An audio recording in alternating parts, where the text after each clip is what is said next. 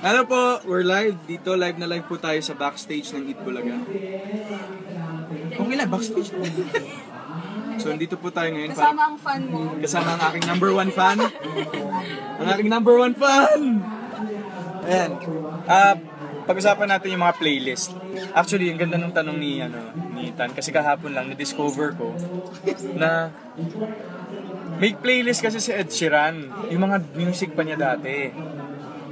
Tapos, Cold Coffee, Fall, You Don't Me, I Don't Need You, yung mga ganun. Alam ko siya lahat. Narinig mo na? Pagkarinig ko, alam ko lahat ng kanta dun sa album. So parang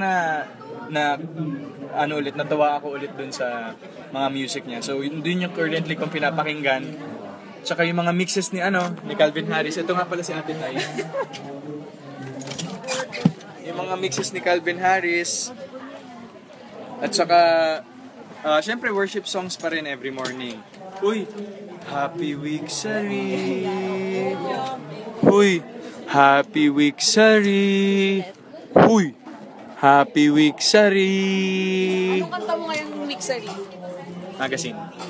Sige nga. Iba na ang iyong magazine. Uy, ayun ba yan? hindi yan yun. Ay, hindi pala. Ano ba kanta ko ngayong Week Sari?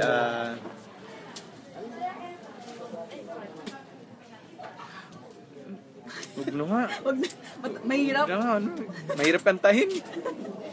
Yan, hello po kay Melinda Bustamante Rostata. God bless you. Go bless you. Anong huli mong pinakinggan?